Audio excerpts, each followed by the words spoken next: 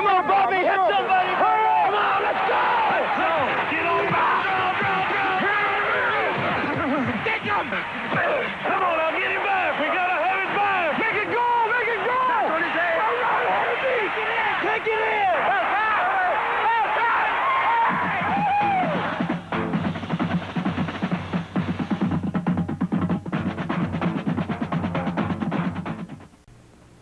Hi, I'm Tom Brookshire. Pat Summerall's under the weather, but let's plunge right on ahead. Last week against the Chicago Bears, a backup quarterback stepped out of John Brody's shadow, and he really arrived in style. Since the days when this number was worn by Gale Sayers, the Bears have become a little less formidable. And last week, they faced the very formidable Steve Spurrier, who opened early with a touchdown to number 82, Ted Qualick.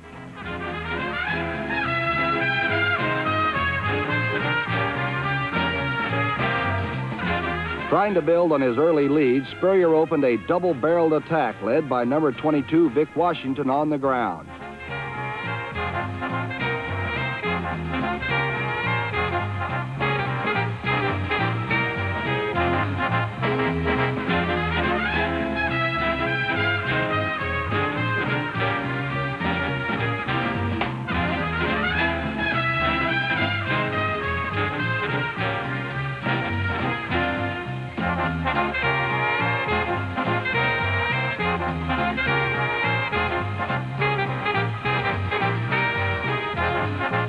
As potent as the 49er ground game was, the airways were quicker. And Spurrier again went to Qualick and gave San Francisco a 14-0 bulge.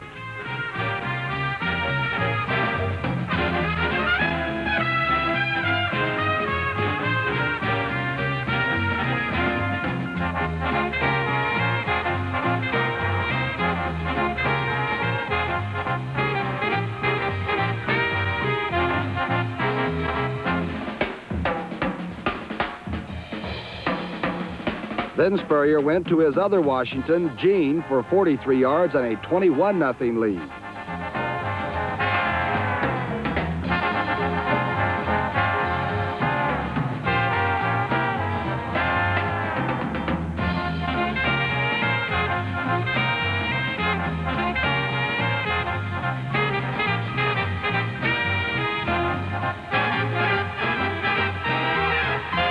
The Bears finally decided to make a game of it as Bobby Douglas hit Don Schei, number 24.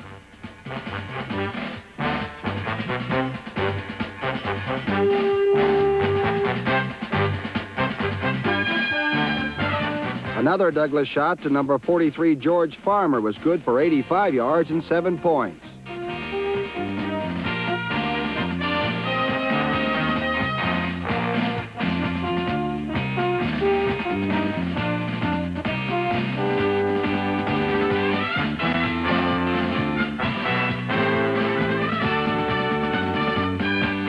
But the 49ers' two-man Washington gang, this time it was Vic again, was overpowering, and Spurrier had his fourth scoring pass of the day.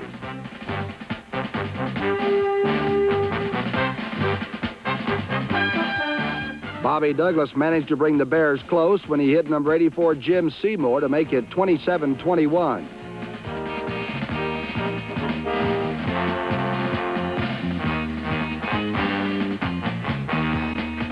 Then the 49ers put it in passing gear.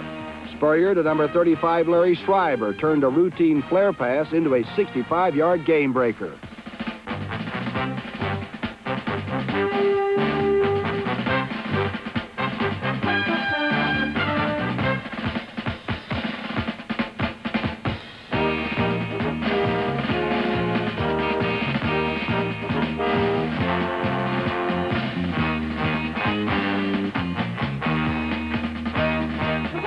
On a replay, we can see that although the pass wasn't extraordinary, what Schreiber did after he caught it certainly was.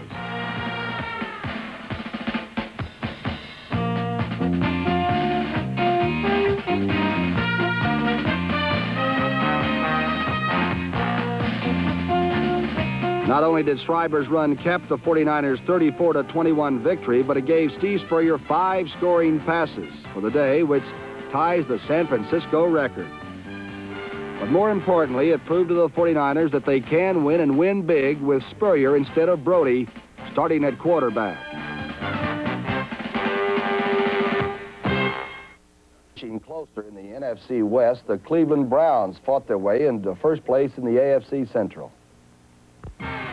While the Steelers came to Municipal Stadium unaccustomed to the heady atmosphere of first place, the Browns were used to it, and they boiled right into Barry quarterback Terry Bradshaw.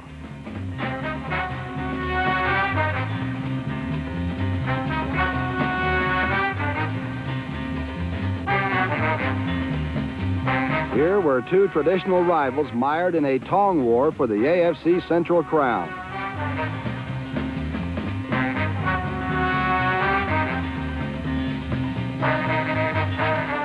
In the first half, the Browns moved easily and often on the strong right arm of fast-maturing Mike Phipps.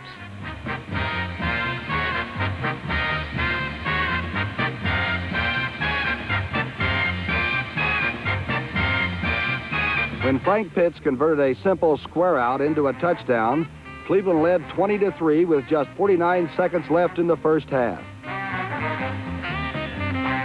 But 49 seconds were enough for Bradshaw to move Pittsburgh 87 yards.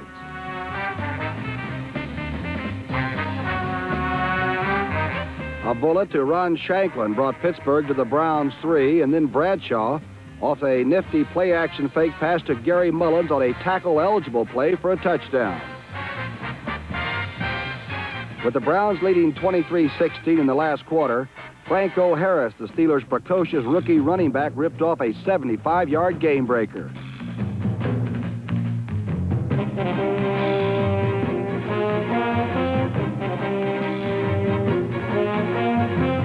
Harris's touchdown gave Pittsburgh a 24-23 lead that held up until the last 52 seconds.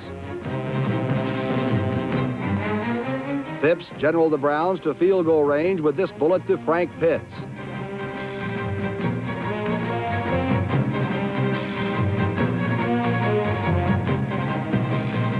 With but 13 seconds remaining, Don Cockcroft lined up the deciding field goal. There was never a doubt as Cockcroft bathed in the glory that belonged in large part to Mike Phipps, number 15. For the second time in less than a week, the stoic Phipps' last-minute heroics had saved Cleveland from sure defeat.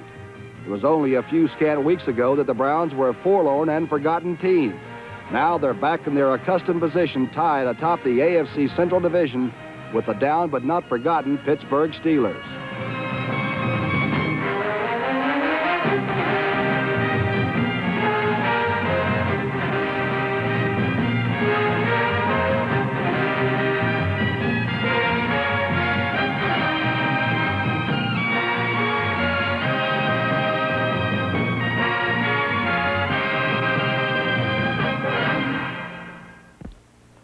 With 8 wins in their last 11 games against St. Louis, the New York Giants have established at least a psychological advantage over their NFC Eastern rivals. Home has not been a happy haven for the St. Louis Cardinals this past while. But after 8 straight defeats in Busch Memorial Stadium, the Cardinals felt they had a chance at last as the New York Giants stumbled into town.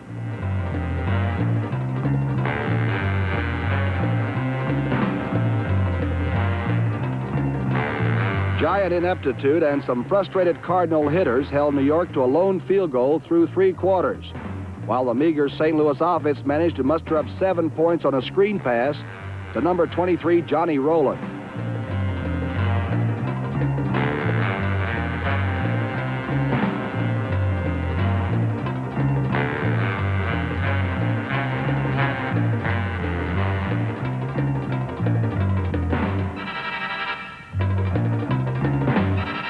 Rowland's score gave promise of a happy homecoming at last. But then the New York defense barged in uninvited on number 15, Gary Cuozzo.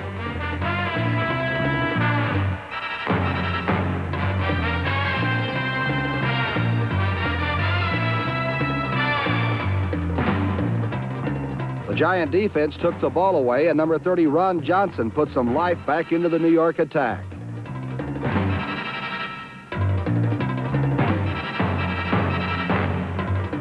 Ron Johnson motored for 134 yards to help set up a second Charlie Gogolak field goal. Then trailing 7-6, Norm Snead hit tight end Bob Tucker twice on a last-minute drive to the Cardinal goal line.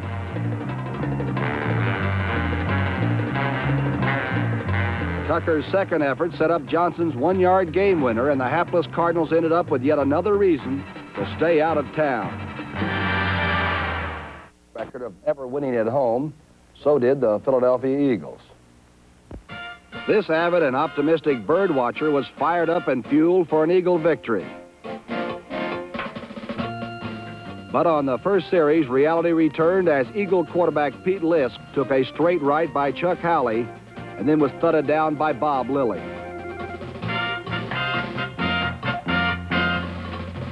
Things got worse for Lisk when he improvised after a bad snap and triggered the long bomb. The bomb traveled approximately 3 yards. But Lisk's embarrassment proved minor compared to punter Bill Bradley's. When Bradley tried to salvage the play, he was battered for a safety, and the always prepared Fairweather faithful saluted his effort.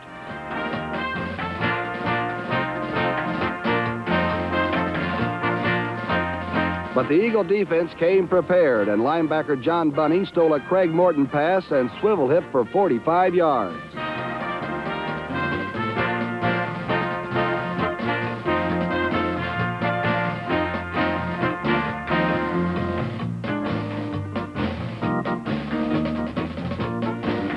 First-year quarterback John Reeves replaced Lisk and ad-libbed a certain loss into a big gainer with a pass to rookie running back Poe James.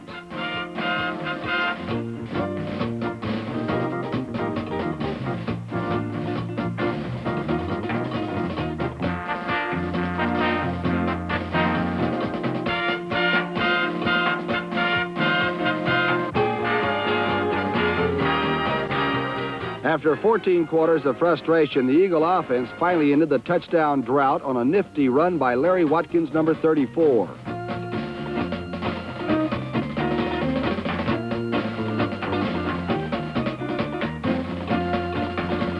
Watkins' score not only gave the Eagles a 7-2 lead, but lulled the diehards into a false sense of hope. Hope that was shattered on a Morton screen to rookie tight end Gene Fugit from Amherst College.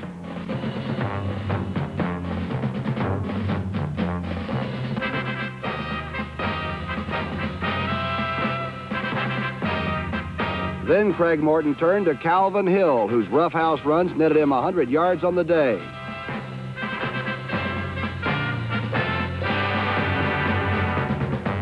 Dallas's first touchdown came when Walt Garrison, number 32, sifted out of the backfield, and Gene Fugit, number 84, neatly screened Nate Ramsey, the Eagles' sole defender.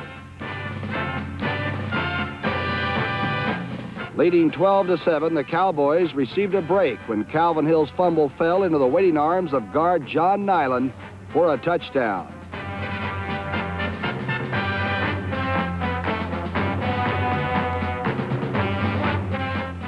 Trailing 19-7, Reeves crumpled under the constant pressure of the Doomsday defense.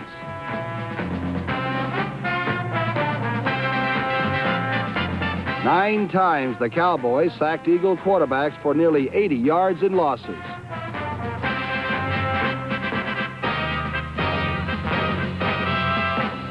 Super Bill Bradley witnessed disaster twice as a second horrid snap sailed over his head, but he got his kicks anyway.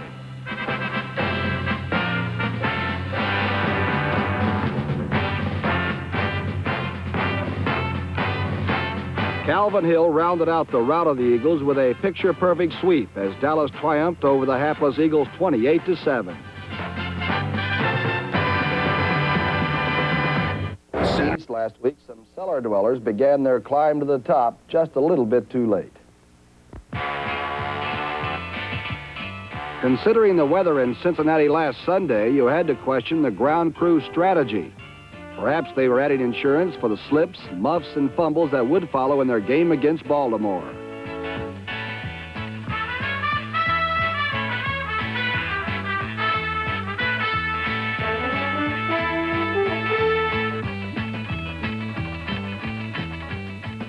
Actually, the Colts negotiated the synthetic slush rather well, with Don McCauley gaining nearly 100 yards while adding to his league lead in yards gained by sliding.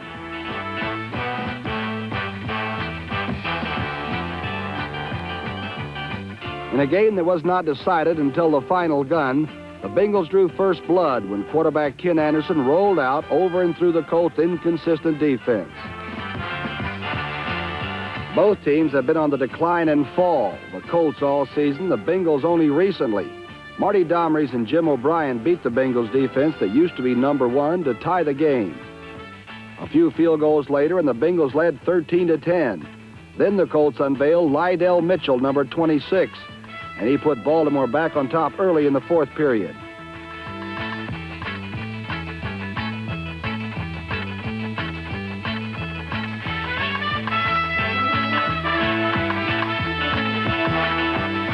Cincinnati regained the lead on Doug Dressler's one-yard plunge, but the extra point was blocked, and the score was 19-17.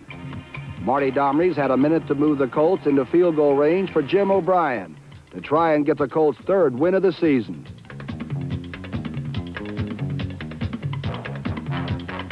The Colts had lost 2 last-second games recently, but this time O'Brien was the hero. The one-point loss all but killed the Bengals' playoff chances, while the Colts are still waiting for next year. Baltimore 20, Cincinnati 19. Two other AFC East teams with nothing to win, the Buffalo Bills and the New England Patriots, got together last week and played a first-rate football game. The New England Patriots' new interim head coach is Phil Bingston, and Bingston's philosophy for the remainder of the season is bang, make things happen and have some fun. His prize pupil is number 16, Jim Plunkett, and Bingston's advice to Plunkett is throw. Beginning their game with the Buffalo Bills, the advice looked good when number 18, Rabbit Vataha, ran underneath Plunkett's pass to put the Patriots in the lead 7-0. But the advice backfired when number 42, Maurice Tyler of the Bills, ran underneath a tipped Plunkett pass.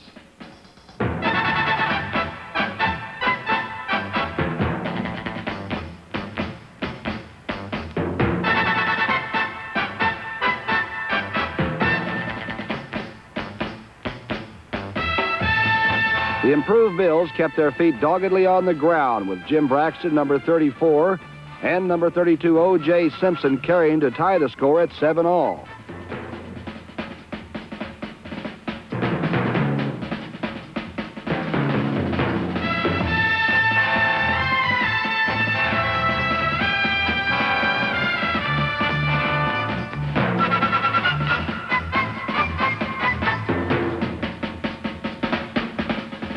Late in the second period, the Bills made it 17-7 when Dennis Shaw hit Wayne Patrick, concluding a 32-yard drive in only 7 plays.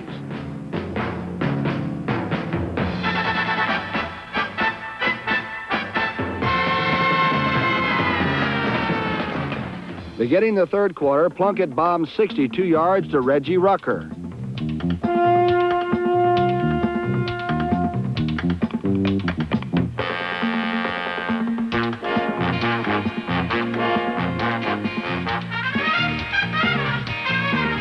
And completing the 90-yard drive in 5 plays, Plunkett put the shot to Bob Windsor, making it Bills 17, Patriots 14.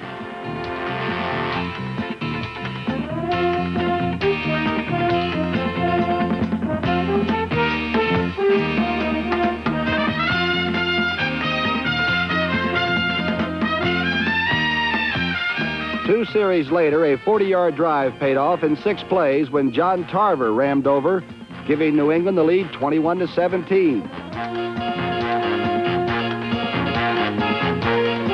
But in the final minute, the score was tied at 24-24, and Plunkett's rifle arm backfired once again.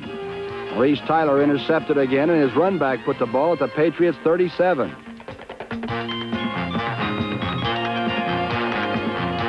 With just 10 seconds left, John Laypole decided the issue. And the Buffalo Bills defeated the New England Patriots 27-24 after an exciting football game and an action-packed finish.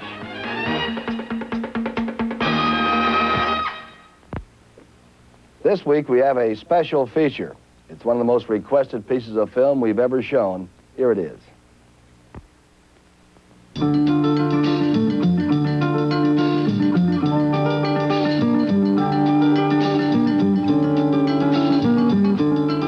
If you can keep your head when all about you are losing theirs and blaming it on you, if you can trust yourself when all men doubt you, but make allowance for their doubting too. If you can wait and not be tired by waiting, or being hated, don't give way to hating. If you can dream and not make dreams your master. If you can think and not make thoughts your aim. If you can meet with triumph and disaster and treat those two impostors just the same. If you can make one heap of all your winnings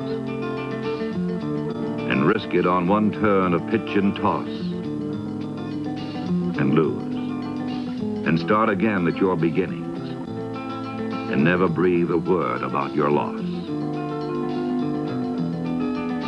If you can force your heart and nerve and sinew to serve your turn long after they are gone,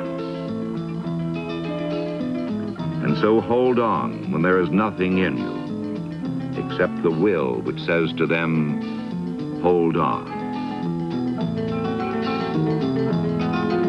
If you can talk with crowds and keep your virtue, or walk with kings,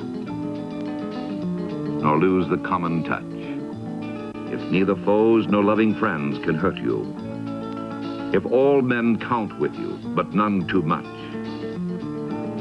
if you can fill the unforgiving minute with 60 seconds worth of distance run,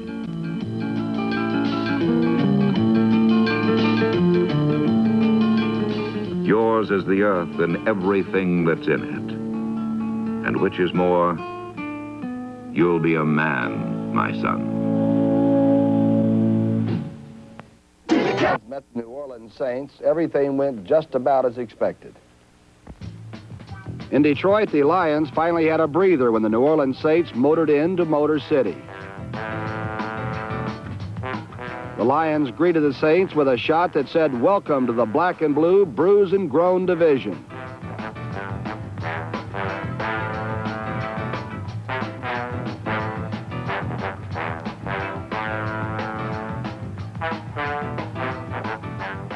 Archie Manning was harassed somewhat throughout the day.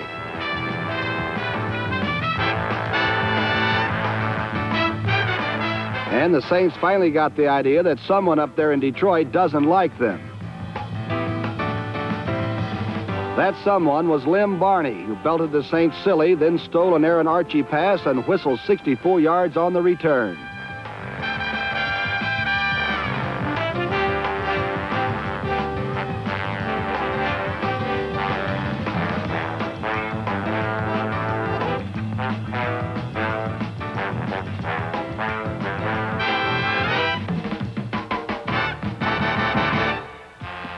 Then Greg Landry, who was super all day, hit number 49 Larry Walton, and the Lions were gone.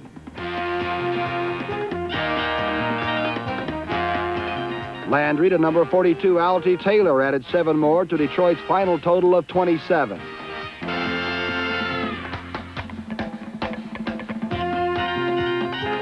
Finally, a little bit of silver lining peeked through the Saints' heaven as Archie hit Dan Abramowitz on a nice play that came too late in the day.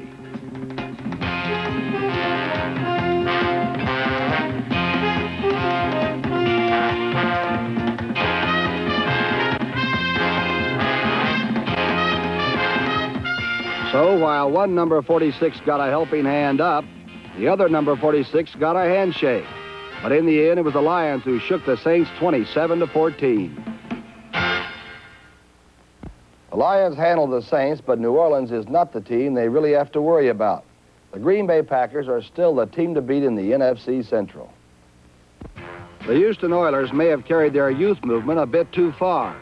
But last Sunday, the last-place Oilers gave one of their better efforts against the Green Bay Packers. The Oilers' defense closed the Packers' usual avenue to victory off, number 42, John Brockington. So Green Bay detoured its expressway down a smaller route known as number 36 MacArthur Lane. Lane gained 125 yards and scored the only touchdown the Packers' offense could muster. Actually, the Packers were carried to their 7th win in 10 on the backs of their special teams. After a scoreless first quarter, Dan Pastorini outkicked his coverage with a 60-yard punt. And number 22, John Staggers, outran it 85 yards to a touchdown.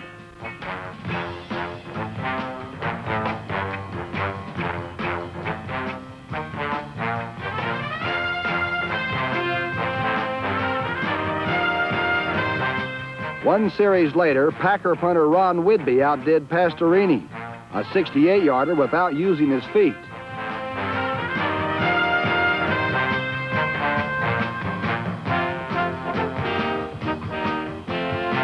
The fake punt and pass to Dave Davis gave Green Bay 2 early scores from its special teams, and that was the margin of difference. The fury of the reborn Packer defense did the rest.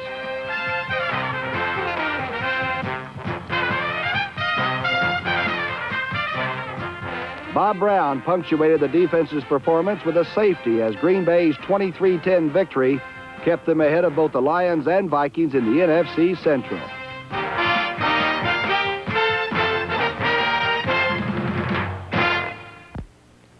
The last time the Minnesota Vikings visited the Rams out in Los Angeles was 3 years ago. Both teams were on long winning streaks. Last week, both were struggling to stay above 500, but once again, both were in the thick of the fight for the playoffs. Although they were still only 1 game over 500, the Minnesota Vikings were ranked first in the NFC in total defense, just ahead of Tommy Prothro's Rams, who were second. That was before last Sunday's game. It all started innocently enough with Roman Gabriel lobbing sore arm passes to a variety of Ram receivers.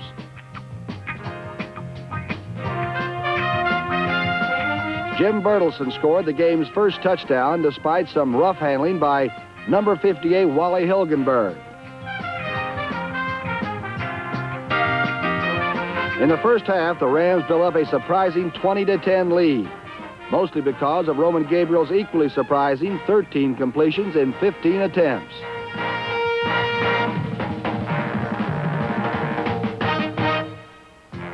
The second half was very different. On the first play from scrimmage, Willie Ellison was tackled by Jim Marshall. The ball came loose, and Paul Krause found an easy 30-yard path to the end zone.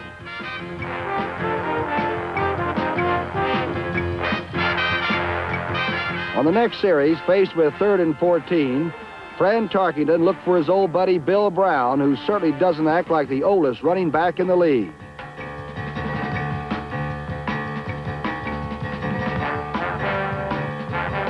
Brown's 76-yard play put the Vikings ahead for the first time, 24-20, but only until Willie Ellison set up the go-ahead touchdown for Los Angeles.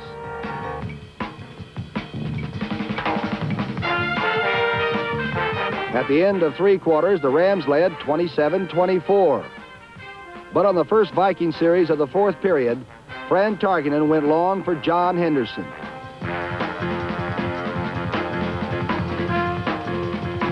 Henderson's 70-yard touchdown put Minnesota ahead again, this time 31-27. And just 2 plays later, Roman Gabriel threw the game's only interception to Bobby Bryant.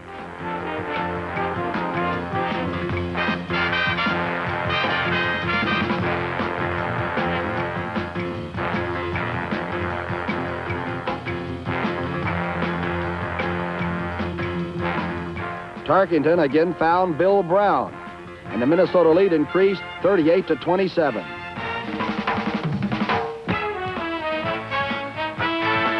The Rams were not done yet. Gabriel fluttered a pass to Jack Snow, good for 29 yards. In all, Jack Snow caught 8 for 112 yards, while Willie Ellison ran for 104 yards, and the touchdown which brought the Rams close once again 38-34. Close was not good enough because in the very next series, Tarkenton once again went long, this time praying to John Gilliam. Gilliam's 66-yarder gave Tarkenton 4 touchdowns and over 300 yards passing, and Viking fans could barely contain themselves.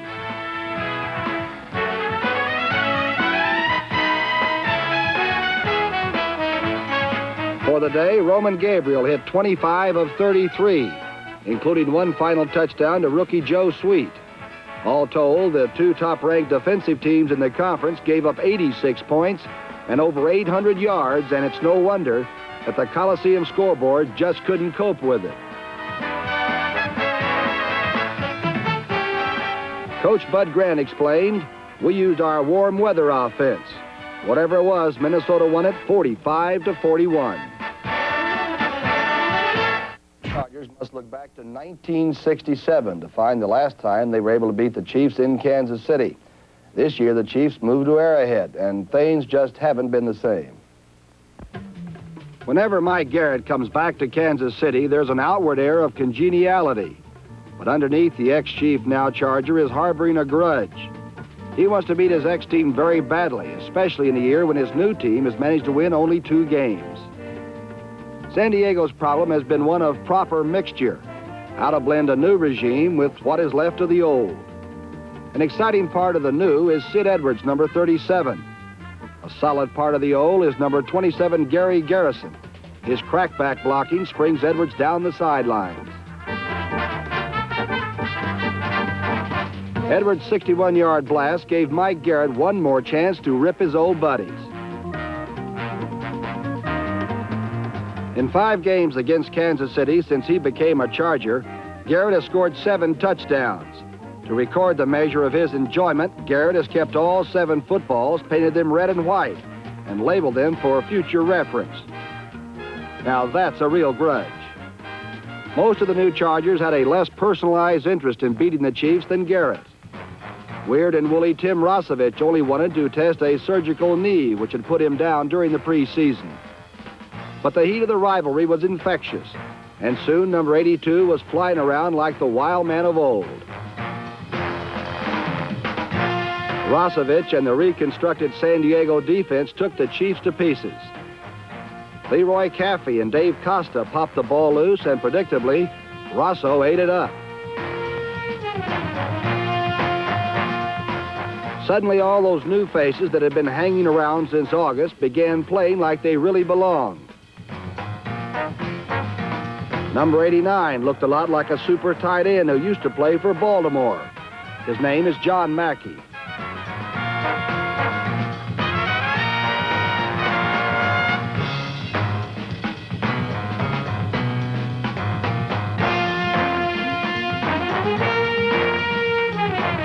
It was, in fact, John Mackey who set up a touchdown.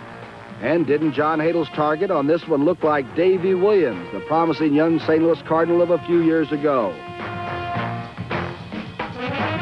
Sweet catching 84 was indeed Davy Williams, and the Chargers, new and old, rolled to a commanding lead before number 10, Mike Livingston, rallied the Chiefs with a shot to Robert West, number 26.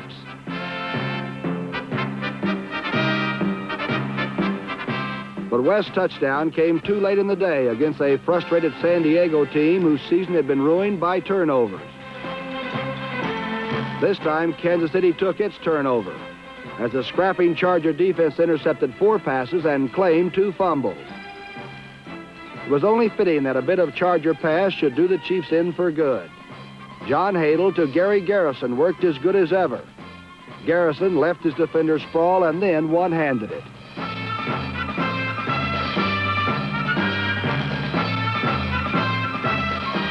For the old Chargers, the 27-17 San Diego victory was an invigorating moment of revenge against a team which had so often ruined their seasons in the past. For the new Chargers, it was a hopeful glimpse of a mix that just might produce a winner. Last week, the Oakland Raiders went to Denver to try and avenge an early season loss. This is Denver coach John Ralston, and he's looking in vain for a way to beat Oakland twice in a row, something a team of Denver's caliber rarely does. The first time they got the ball, the Raiders put together a long scoring drive led by number 25 Fred Biletnikov's catches.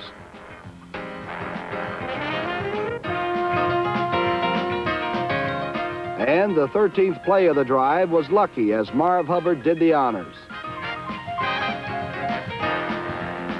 Following a Denver field goal, Oakland made a rare mistake and the Broncos capitalized.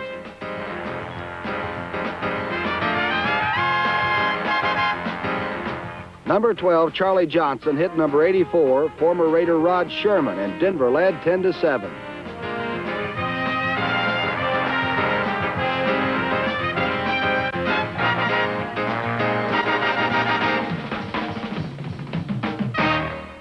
The lead was short-lived as linebacker Phil Villapiano intercepted Johnson and gave the Raiders all the rope they needed to break the Broncos.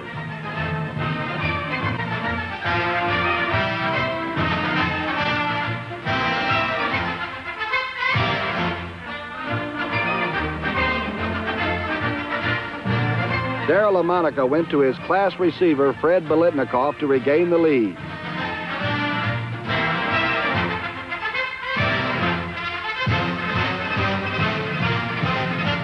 Meanwhile, number 23, Charlie Smith, was tearing through huge holes opened by Oakland's offensive line. Smith rushed for 101 yards in the game, including a 5-yard scoring run.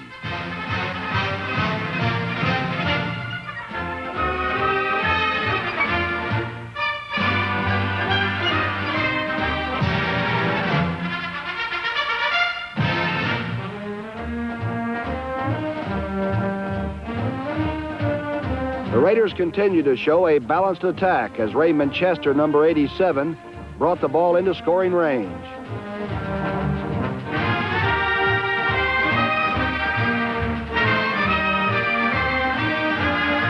Of course, for Lamonica and Oakland, scoring range covers about 100 yards.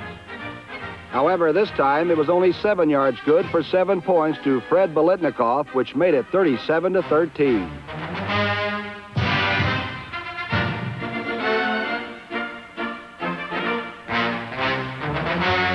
The Broncos made an exuberant effort to come back late in the ball game.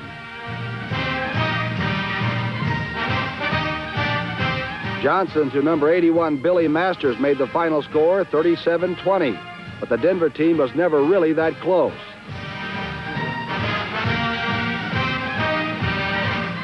For Denver coach John Ralston, it's been a difficult year, while for Raider coach John Madden, his team is sitting pretty at 1.5 games ahead of Kansas City.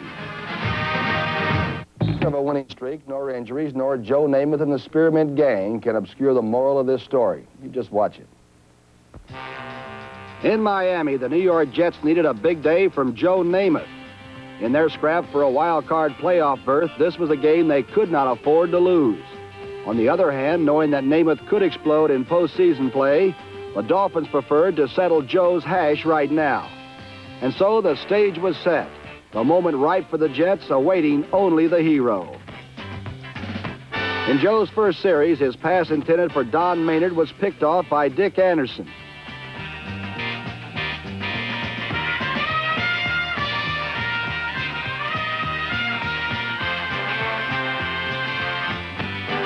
Seven plays later, Earl Morrall passed 9 yards to Howard Twilley, putting Miami up 7-0.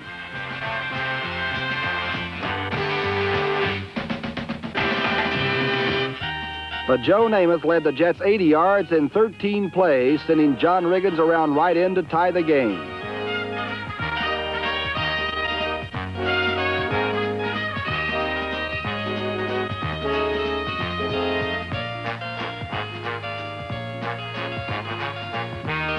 A Mercury Morris fumble evened the mistakes, and Joe put New York in the lead when he connected with Rich Castor for a 29-yard score.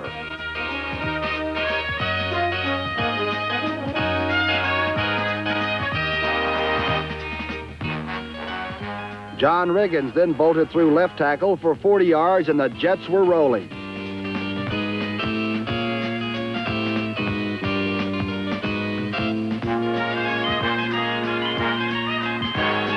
But their growing momentum was stunted on the next play when another Namath pass was short-circuited, this time by number 85, Nick Bonacani.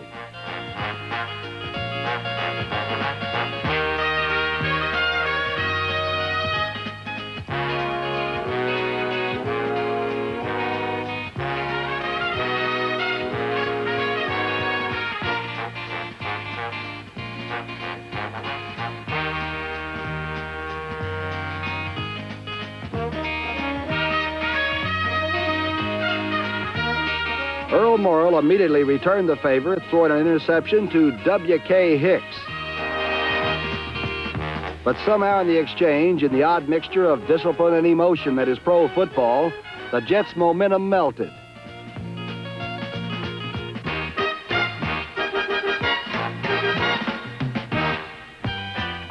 Trailing 17-3, Earl Morrall brought the Dolphins back, passing 44 yards to Howard Twilley to set up a 1-yard touchdown by Mercury Morris and a 17-14 contest at halftime.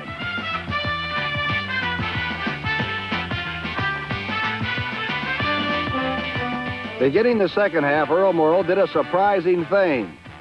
Earl Morrall scrambled 31 yards to a touchdown and a 21-17 lead.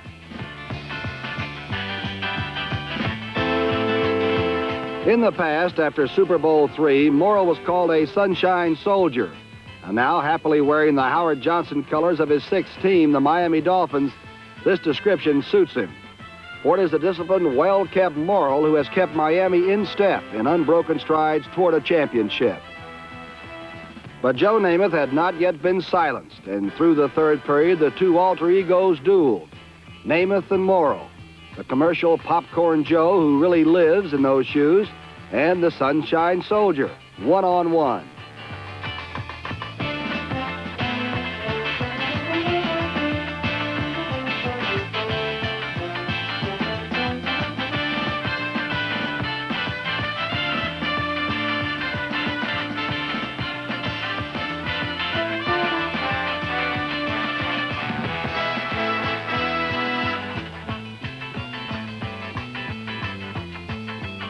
Joe put the Jets back in the lead, faking Emerson Boozer straight ahead, then rolling and hitting number 89 Wayne Stewart, making it Jets 24, Miami 21.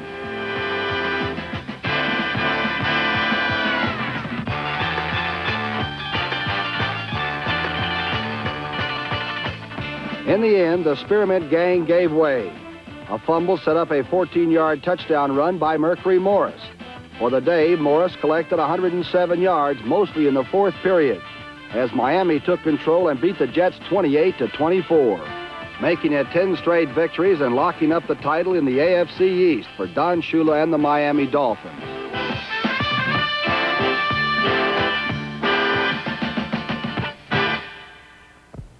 Well, Earl Morrall was super. He could almost be our best of the week, or maybe Steve Spurrier, but we think it's Fran Tarkenton of the Minnesota Vikings. 4 TD passes against the Rams in a needed win that Minnesota had to have. He's also over 30,000 yards. Jurgensen has 30,000 plus, but he's 38. Unitas almost 40,000, but he's 39. Brody, 37 years of age, and Tarkenton is only 32. Some people say you will never win with Fran Tarkenton, but I'm sure Bud Grant and the Vikings do not believe that. He's never missed one game because of injury. He's smart, he scrambles, and he knows how to play football.